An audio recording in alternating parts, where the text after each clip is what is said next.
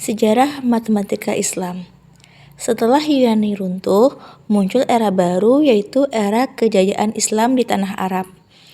Hal ini berakibat bahwa perkembangan kebudayaan dan ilmu pengetahuan berpusat dan didominasi oleh umat Islam Arab. Pada masa kekhalifahan Harun al-Rasyid, khalifah kelima pada masa dinasti Abbasiyah, yang dimulai pada sekitar tahun 786, terjadi proses penerjemahan besar-besaran naskah-naskah matematika, juga ilmu pengetahuan lainnya, bangsa Yunani kuno ke dalam bahasa Arab. Pada masa kekhalifahan berikutnya, yaitu Khalifah Al-Ma'mun, beliau menerjemahkan naskah Elemen, berisi kumpulan pengetahuan matematika yang ditulis oleh Euclid. Kontribusi Muslim bagi perkembangan matematika adalah terbatas pada aktivitas penerjemahan naskah Yunani kuno ke dalam bahasa Arab. Baik ahli sejarah matematika yang tidak menampilkan tentang sumbangan besar Muslim terhadap perkembangan matematika, baik karena sengaja atau ketidaktahuannya. Dalam sejarah matematika Islam abad pertengahan biasa disebut matematika Islam atau matematika Arab, mencakup kajian matematika yang dilakukan selama perkembangan peradaban Islam kira-kira antara tahun 622 dan 1600. Matematika Islam berkembang pesat di bawah khalifah Islam yang menguasai Timur Tengah, mulai dari semenanjung Liberia di barat sampai lembah Indus di timur. Ahli matematika dalam peradaban Islam biasanya juga ahli dalam ilmu-ilmu lainnya, termasuk ilmu keagamaan. Dan biasanya ahli matematika dalam peradaban Islam juga merupakan ahli dalam astronomi. Karena itu, astronomi dan matematika merupakan kajian dan profesi yang menyatu. Karena itu pula, biasanya ahli matematika adalah ahli dalam astronomi juga. Tokoh-tokoh perkembangan matematika dalam Islam. 1. Al-Hajjaj bin Yusuf bin Matar. Al-Hajjaj bin Yusuf bin Matar adalah seorang matematikawan Arab yang pertama kali menerjemahkan elemen Euclid dari bahasa Yunani ke dalam bahasa Arab. Dia membuat terjemahan yang lebih ringkas untuk Khalifah Ma'mun.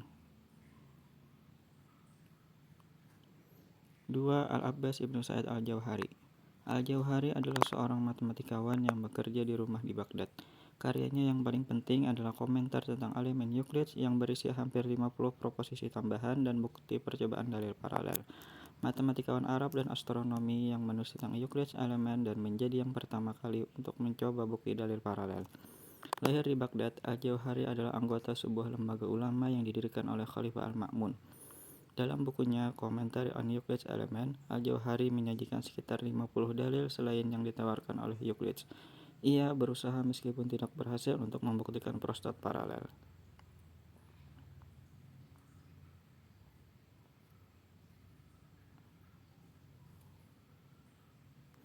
Abul Hasan Ibnu Ali Ibnu Muhammad Ibni Ali Al-Quras Al-Qalasadi. Kontribusi Al-Qalasadi dalam mengembangkan matematika sungguh sangat tak ternilai.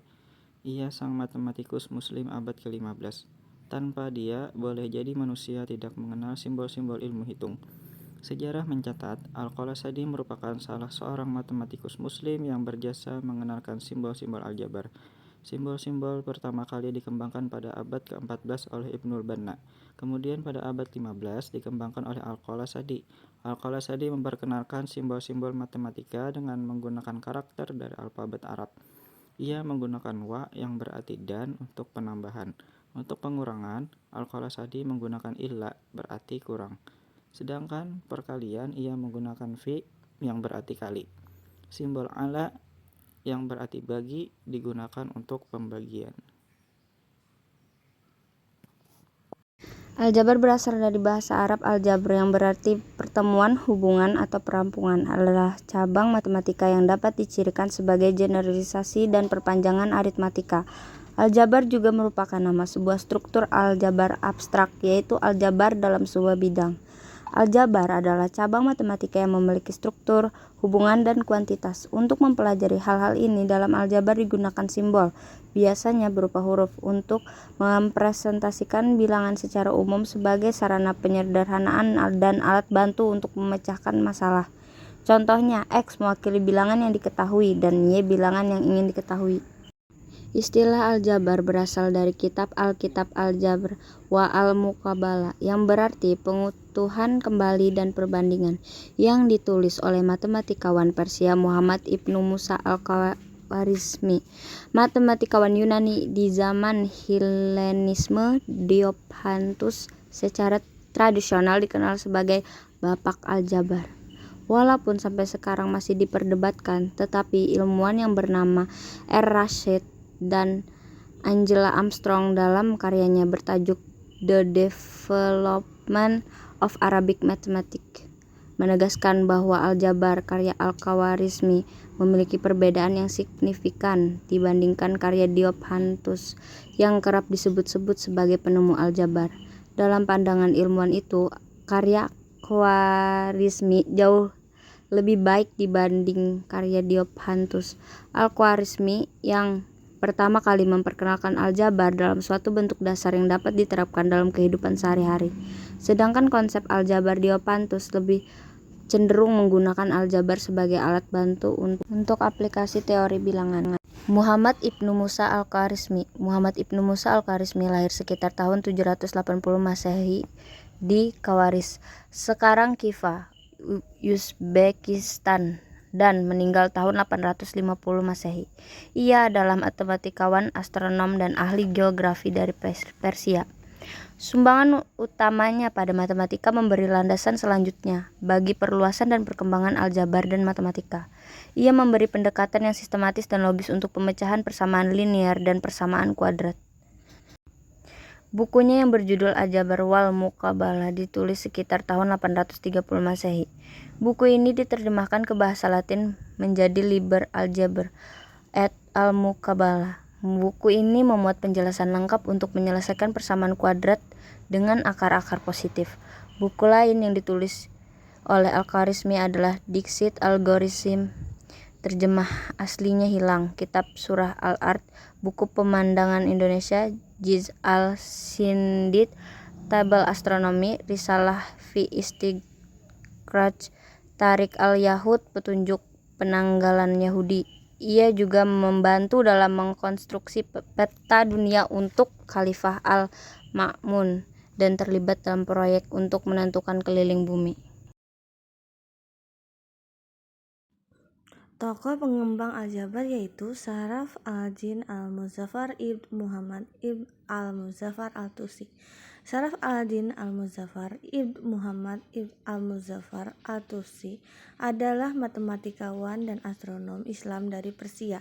Sharaf al-Din mengajak berbagai topik matematika, astronomi, dan yang terkait seperti bilangan, tabel, astronomi, dan astrologi. Al-Tusi menuliskan beberapa makalah tentang aljabar. Dia memberikan metode yang kemudian dinamakan sebagai metode Ruffini-Horner untuk menghampiri akar persamaan kubik.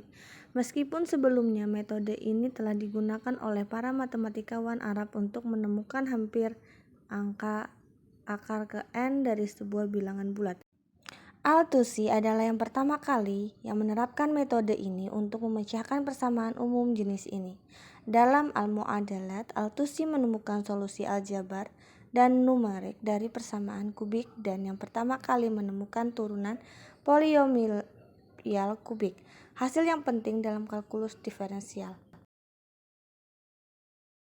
Selanjutnya adalah Nikolai Ivanovich Lobachevsky. Nikolai Ivanovich Lobachevsky adalah matematikawan Rusia. Ia terutama dikenal sebagai orang yang mengembangkan geometri non-Euclid yang diumumkan pada tanggal 23 Februari 1826 serta metode hampiran akar persamaan aljabar yang dikenal dengan nama metode Dandelin graph. Itulah sejarah matematika Islam dan aljabar yang dapat kami sampaikan. Atas perhatiannya kami ucapkan terima kasih.